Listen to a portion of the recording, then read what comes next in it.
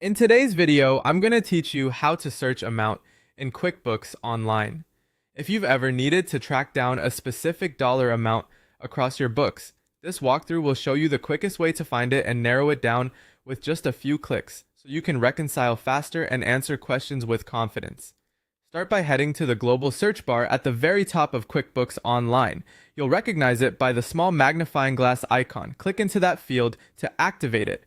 In the search box, type the exact amount you're looking for, including cents if you have them. For example, 250 Using the full amount with decimals helps QuickBooks return precise matches. If you're not sure about the cents, try the version you most expect first. When you're ready, press enter to run the search.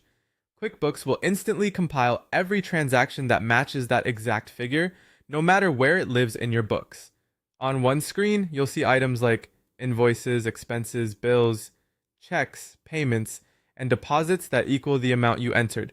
This makes it easy to spot duplicates, confirm whether something cleared, or trace where a customer payment ended up. Review the list, scan the dates and payees, and when you see the item you're after, click it to open the full transaction details. If nothing appears, double check your decimals or try broadening the date context in the next step. If you want more control over what you're seeing, use Advanced Search. You'll find this option right from the search experience. Advanced Search lets you filter your results so you don't have to sift through items you don't need. Choose a specific transaction type.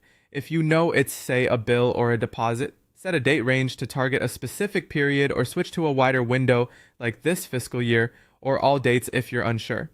Narrow by customer or vendor when you're tracking a payment or a refund tied to a particular name.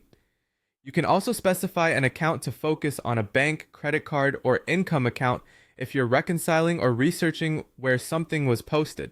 Apply your filters, and your list will refresh with only the transactions that fit both the amount and your criteria. That's all there is to it. Type the amount, press enter, and when needed, refine with Advanced Search to zero in on the right record quickly and accurately.